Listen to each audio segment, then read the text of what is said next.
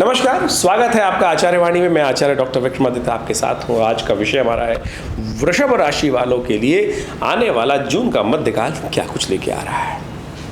देखिए, वृषभ राशि वालों के लिए मैं कहूँगा सबसे महत्वपूर्ण परिवर्तन का समय रहेगा जून का मध्यकाल, क्योंकि आपकी राशि में ही ग्रहों का योग वियोग होने का कई प्रकार का योग चल रहा है।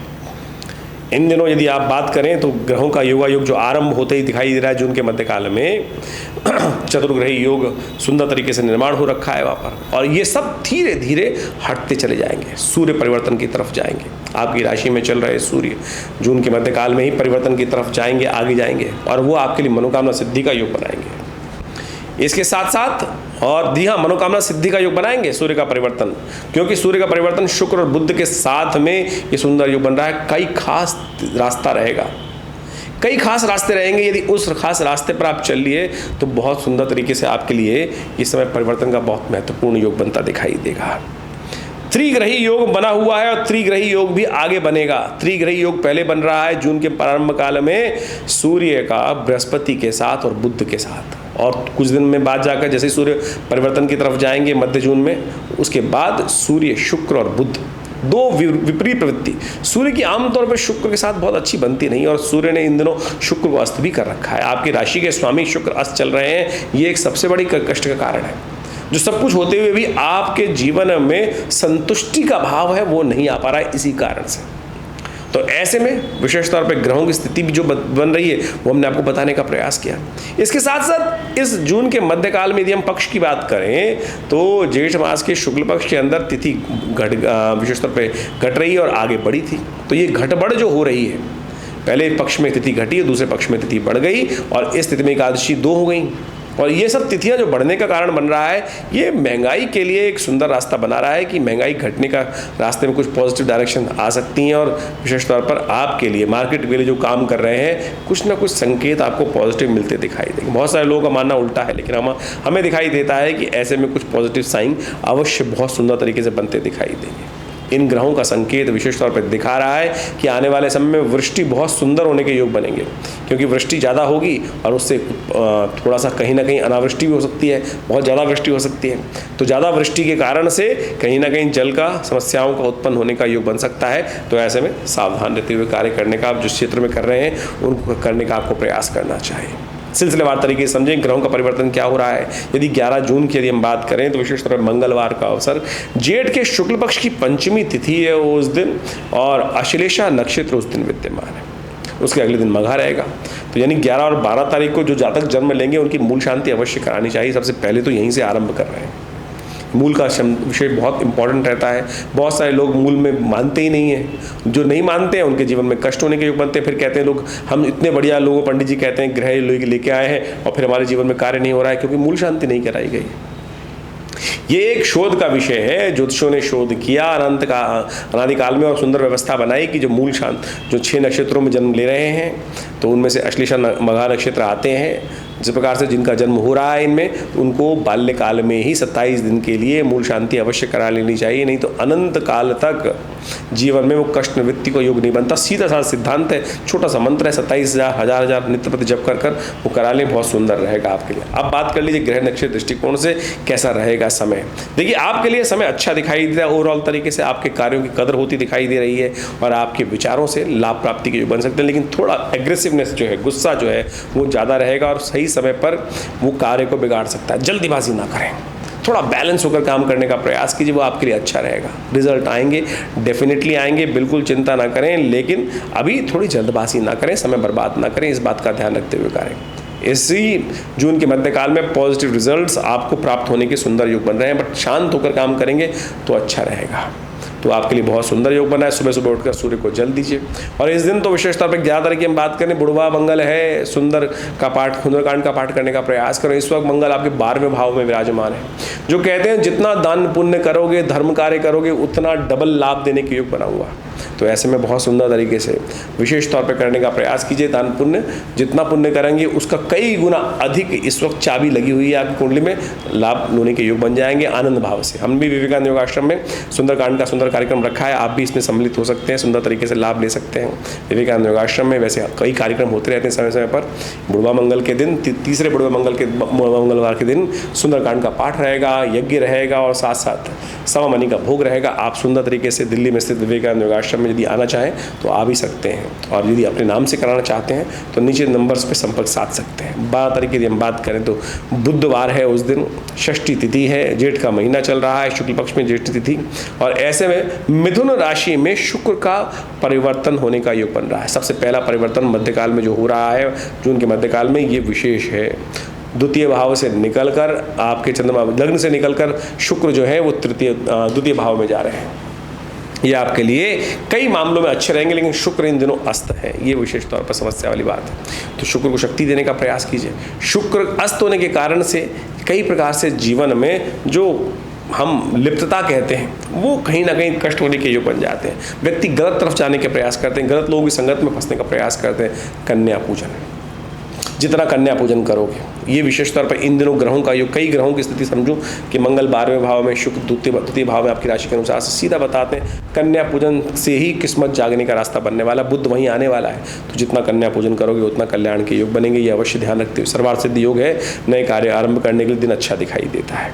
13 तारीख की यदि बात करें, बृहस्पतिवार सप्तमी तिथि है और ग्रह नक्षत्र आपकी राशि के अनुसार से जो बनते दिखाई दे रहे हैं, और विशेष तौर पर ये कहते हैं आपकी राशि के अनुसार से विशेष तौर पर आपकी सफलता प्राप्त करने के सुंदर साधन आपको प्राप्त हो सकते हैं।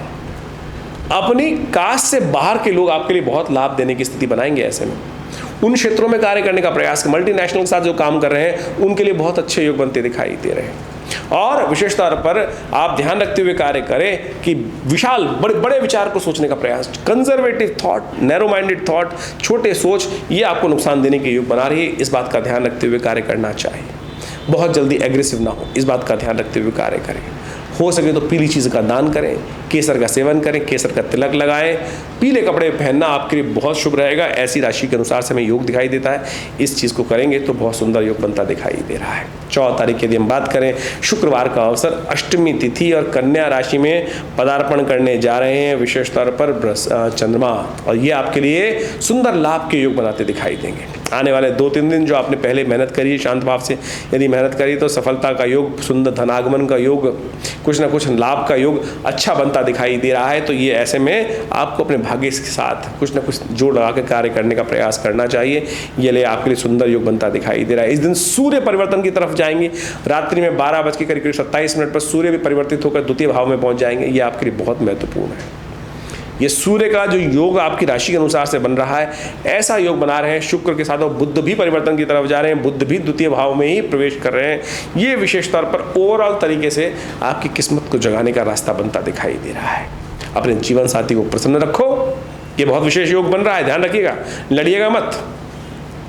इन दिनों आने वाले 15-20 दिन तक यदि आपने जीवन साथी को जितना प्रसन्न रखा और जितना कन्या पूजन किया, गरीब कन्याओं की सेवा करी, देखिएगा वारे न्यारे होने के योग आपकी राशि के अनुसार से बन सकते हैं। कोई बताए ना बताए, हमने आपको बताने का प्रयास किया। एक बात ध्यान रखिएगा, संक्रांति का पुण्य अगले दिन से मिलेगा।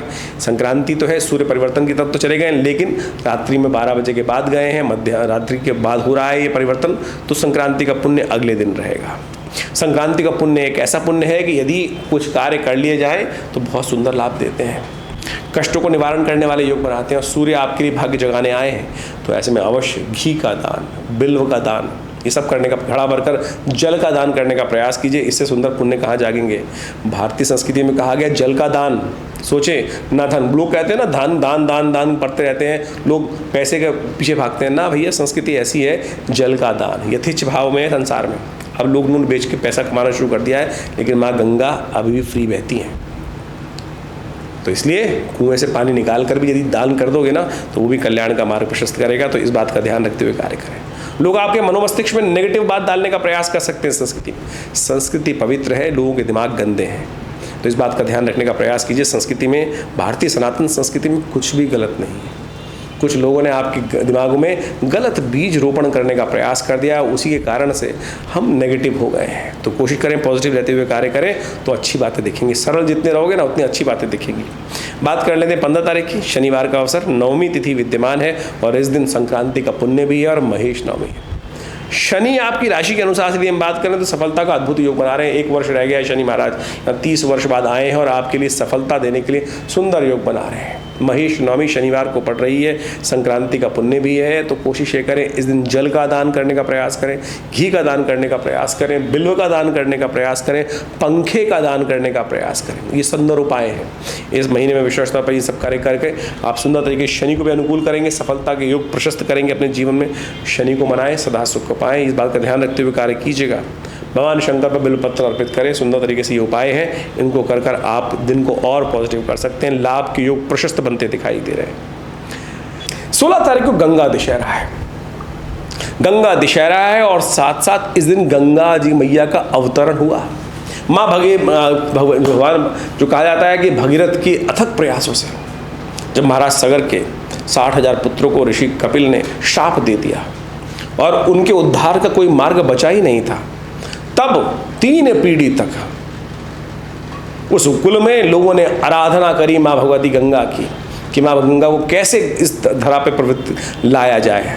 तब भगवान विष्णु के पद से निकली हुई, जब कहा जाता है भगवान वामन का अवतार लिए और पूरी पृथ्वी को जब उन्होंने नापा तो कहा जाता है 3 पगों में नाप लिया। तो जब उनका पैर ब्रह्मलोक में पहुंचा था तब तो भगवान ने अपने कमंडल से जल लेकर ब्रह्मा जी ने उस जल को एकत्र कर लिया था और भगीरथ ने भगवान ब्रह्मा से पसंद करके उनको साधना करके पसंद कर माँ गंगा को वहाँ से मांगा। और कहा जाता है कि भगवान शिव ने अपने सिर पर धारण किया उनको और भगीरथ के अथक प्रयासों से इस गंगा जेठ मास के शुक्ल पक्ष की दशमी के दिन ये गंगा वहाँ से निकली और कहाँ वो वहाँ उनको लेकर गंगा सागर पर पहुँचते हैं। किस दिन? मकर संक्रांति के दिन। यानी इस दिन माँ गंगा का पदार्पण हुआ और 6 महीने बाद करीब करीब वो मकर संक्रांति के दिन गंगा दशहरा जिस दिन विशेष तौर पर वहाँ पहुँचती हैं जहाँ सागर से माँ गंगा का मिलन होता है उस क्षेत्र में जाकर विशेष तौर पर उस दिन उनका पुण्य लोगों पर गमन हुआ। तो ये बड़ी सुंदर कथा है शास्त्र के दृष्टिकोण से, इसका अध्ययन आपको करना चाहिए। तो इस दिन विशेष तौर पर अपने ग्रहों के दृष्टिकोण से आपको समस्त रूप से पूजन करते हुए भगवान शिव पर देखिए ये सुंदर योग बन रहा है। इसके साथ साथ बटुक भैरव जयंती का भी सुंदर योग बन रहा है। बटुक भैरव भगवान साक्षात शिव के अंश हैं। कहा जाता है उनके पिता ने अनन्य श्रद्धा के साथ भगवान से प्रार्थना करी और कहा कि शिव पुत्र के रूप में उनको प्राप्त हो। और कहा जाता है शिवलिंग से ही साक्षात मनोकामना अष्टक जो शब्द जो है विशेष तौर पर उनका स्तोत्र है, उसी प्रार्थना करते हुए भगवान शिव साक्षात जो 8 वर्ष के बालक के रूप में उपस्थित हुए वो बटुक भैरव के रूप में कहे जाते हैं। और ये अद्भुत है, इनकी जयंती समस्त अनिष्टों को दूर करने वाली है। जीवन में यदि कोई कष्ट इत्यादि, भूत प्रेत इत्यादि, असंग नज़र लगने वाली समस्या हो जाती है बच्चों को, तो ये मंत्र है ओम ह्रीं बटुकाय आपत उद्धारणाय कुरकुर बटुकाय ह्रीं स्वाहा। इसका लगातार यदि यज्ञ कर लिया जाए और इस दिन विशेष तौर पर उनकी जब जयंती है, रविवार का दिन पड़ रहा है, ये बहुत सुंदर योग बन रहा है। तो उनका विशेष तौर पर खीर के द्वारा मीठे गुलगुले बनाकर उनके द्वारा हवन करने से कहा जाता है समस्त कष्टों को दूर करने के योग बनते आते हैं। ये शास्त्रोक्त कथा है, इसको अवश्य उनके निमित्त हमें करने का प्रयास करना चाहिए। ये बहुत सुंदर रहेगा। तो अवश्य इस दिन ये करने का प्रयास कीजिए, आपकी राशियों के अनुसार से परिवर्तन का योग बहुत सुंदर बनेगा। तो आपने ये समझा 16 तारीख के हिसाब से विशेष तौर पर आपकी राशि के अनुसार से सिंह जो हम बात करें वृषभ राशि वालों के लिए किस प्रकार का ग्रह योग बन रहा है और इस सुंदर तिथि में यदि ये उपाय कर लें तो आपके लिए अच्छा रहेगा। चंद्रमा के साथ सुंदर प्रकार से आपकी वृषभ राशि वालों के लिए गजकेसरी योग पंचम में बैठकर बहुत सुंदर बनता दिखाई दे रहा है। ऐसे में आपको और श्रद्धा के साथ इन उपायों को कर अपने दिन को और शुभ करने का प्रयास करना चाहिए।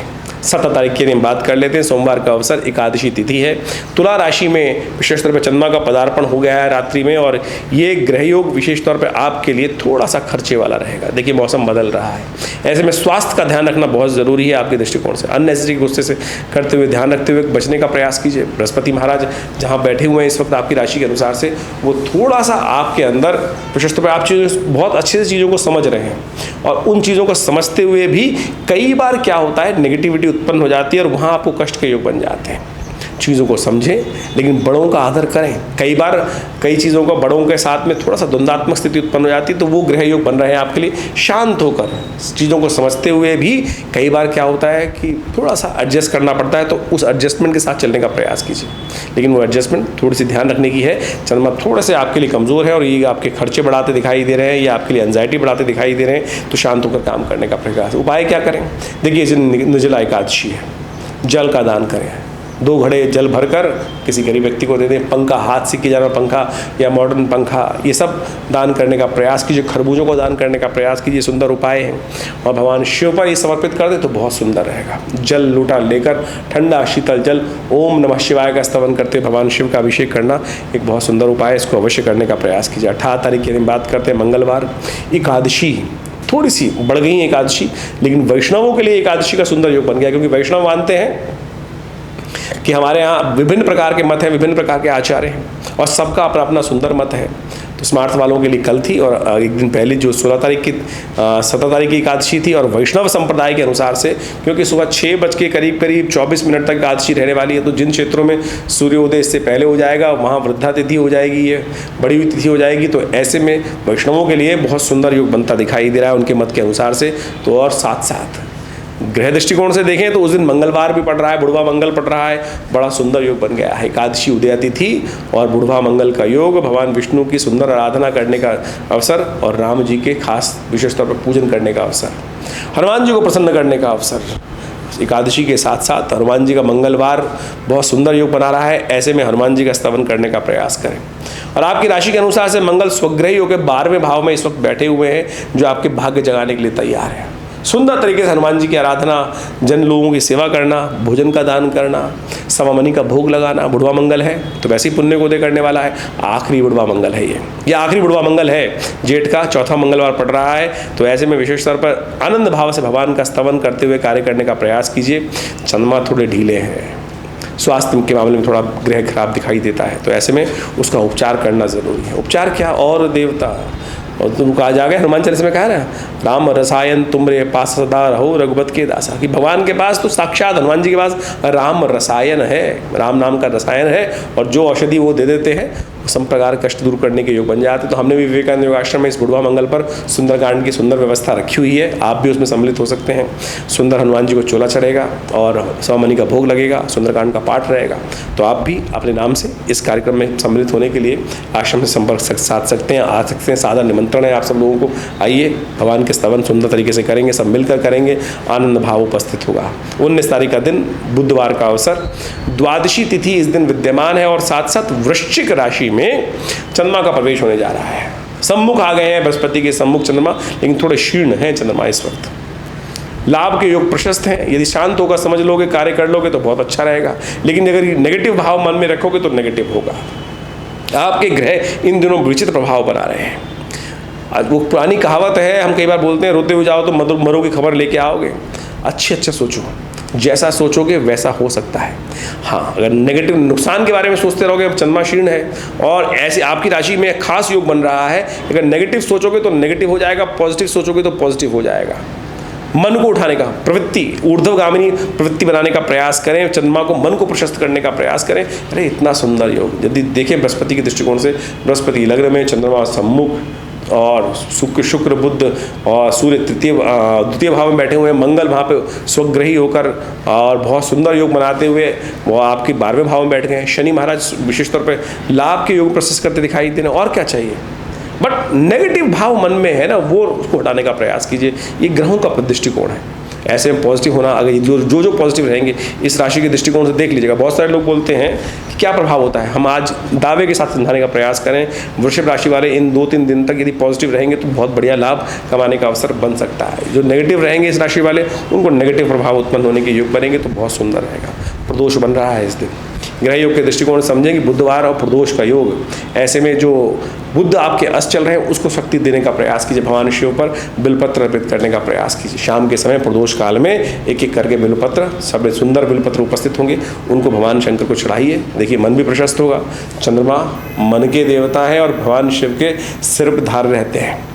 सबसे प्रिय देवता माने जाते हैं उनके, तो इसलिए उनका स्तवन करते हुए यदि कार्य करेंगे तो चंद्रमा का बल भी मिल जाएगा, बुध को बल भी मिल जाएगा। और ये उपाय करने से बुध प्रदोष के दिन समस्त प्रकार से, अभी बुध अस्त रहने वाले हैं कुछ दिन तक, तो ये उपाय करना बहुत ज़रूरी है। शुक्र भी अस्त चल रहे हैं तो उनको भी शक्ति देने की ज़रूरत है, तो उन सब उपायों कर आप लाभ ले सकते हैं। 20 तारीख का दिन बृहस्पतिवार का अवसर, त्रयोदशी तिथि इस दिन विद्यमान है और ग्रहों का योगायोग आपकी राशि के अनुसार से लाभ देने के लिए प्रशस्त दिखाई देता है। तो ऐसे में जो उपाय उपचार बताए जा रहे हैं उनको अवश्य करने का प्रयास करें। हो सके तो ब्राह्मणों की सेवा करने का प्रयास करें, पीली चीज़ों का दान करने का प्रयास करें, लाभ के योग प्रशस्त बनेंगे।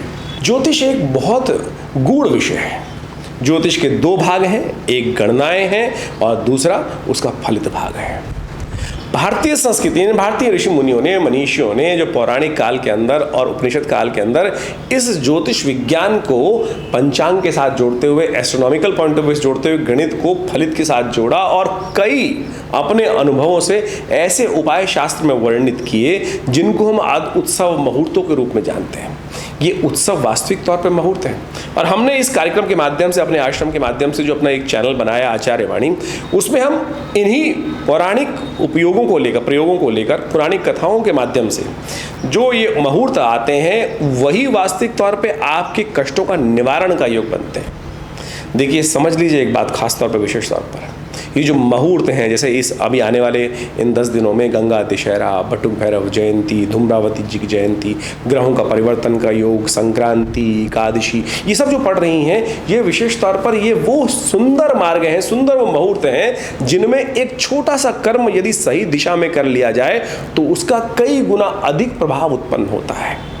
आमतौर पर आज जो लोग जो ज्योतिष के अंतर्गत आ गए हैं, अपने आप को रखने का प्रयास करते हैं, वो सारे के सारे टोटके और फालतू जो विशेष तौर पर शास्त्रोक्त नहीं है उन प्रयोगों को लोगों के समक्ष रखने का प्रयास करते हैं और भ्रांति ऐसी उपस्थित कर देते हैं कि वो शास्त्र के साथ सम्मत बात कर रहे हैं। तो ज्योतिष टोटकों का विज्ञान नहीं है। ज्योतिष के साथ साथ यदि अध्यात्म को और शास्त्र पुराणों को, वैदिक कथाओं को, वैदिक रहस्यों को यदि समझने का प्रयास करें, हमने उसी को जोड़ के आपके समक्ष इन समस्त उपायों को बताने का प्रयास किया और उन उपायों को आप सही रूप में, सही दिशा में, हमारे मनीषी गणों ने जो व्यवस्था करी पंचांग के दृष्टिकोण से आप देखें, हर रोज़ कोई ना कोई उत्सव है। भारतीय संस्कृति एक ऐसी संस्कृति है जिसमें हर रोज़ कोई उत्सव है। हमारे यहाँ मरण दिन नहीं मनाया जाता, मरण दिन नहीं मनाया जाता, हमारे यहाँ सब आनंद उत्सव है। जीवंत संस्कृति है भारतीय संस्कृति और नई दिशा, नया सूर्य, नया कुछ उत्पन्न करने के लिए, नया लाभ देने के लिए उत्पन्न होता है हर रोज़, उदय होता है हर रोज़। तो हम उस रूप में अपनी संस्कृति को समझते हुए कार्य करें तो बड़ा सुंदर रहेगा आपके जीवन। देखिए जीवन में सुख और दुख एक पहिए के समान है, चलते रहते हैं, आता जाता है, तो वो परिवर्तन की तरफ है। कोई भी चीज़ स्थायी नहीं है, बस विश्वास जगाना है, सही दिशा पकड़नी है। और अभी जो हम ज्योतिष के दृष्टिकोण से आपके समक्ष ये सारी बातें बता रहे हैं, ये सारी की सारी गोचर के दृष्टिकोण से, आपकी राशि, जन्म राशि कौन सी है, चंद्रमा कहाँ विराजमान है, वो चंद्र राशि मानी जाती है और उसके हिसाब से किस लग्न में जन्म हुआ है वो आपकी लग्न राशि मानी जाती है। तो उन सबको समझकर ज्योतिष की गणनाओं को आपके जीवन में उतारने का, हमको समझने का और फिर आपको बताने का प्रयास किया जाता है। हम यहाँ राशि के गोचर के प्रभाव के अनुसार से आपको बताते हैं। आपकी जन्म लग्न को और राशि को कोरिलेट कर आप दोनों भविष्य फलों को समझ सकते हैं और देखिएगा फिर दोनों को मिलाकर आप सुंदर तरीके से अपने भविष्य को सुंदर तरीके से समझने का प्रयास कर सकते हैं। कई लोगों के प्रश्न हमारे पास लिख के आते हैं, बहुत सारे लोग पूछते हैं कि महाराज हमारी आप इतने सारे लोगों को एक ही राशि में कैसे। देखिए गोचर का प्रभाव है। संसार में ज्योतिष के दृष्टिकोण से पूरे संसार को 12 ही भागों में तो बांटा गया है, लेकिन जनरल कैरेक्टर के तौर पर गोचर के प्रभाव को हम समझ सकते हैं। ये एक अलग विशेष तौर पर व्यवस्था है कि व्यक्ति अपनी जन्मपत्री में कौन से ग्रह लेकर आया है, किस प्रकार की अवस्थाएं, कौन सी दशाएं हैं, कौन सी ग्रहों की कितनी शक्ति है, वो सब उसकी जन्मपत्री से निकालने का प्रयास किया जाता है और समझने का प्रयास किया जाता है। और फिर हम प्रत्यक्ष रूप से वर्तमान, भविष्य, भूत को समझते हुए, ग्रहों की दिशाओं को समझते हुए उनके भविष्य में आने वाले कष्टों को दूर करने का योग बहुत सुंदर बना सकते हैं। ज्योतिष एक बहुत गूढ़ विषय है। आप उन समस्त रहस्यों को लेकर, ज्योतिष की प्राचीन वैदिक परंपरा को लेकर हम आपके समक्ष इस चैनल पर रहते हैं और आशा करते हैं आप इन गणनाओं का लाभ सही रूप से लेने का प्रयास करेंगे। आज हर क्षेत्र में देखिए, सुनिए क्या होता है कि बड़े अच्छे जो व्यवस्थाएं करते हैं, अच्छे से अच्छे लोग हैं, खराब से खराब लोग।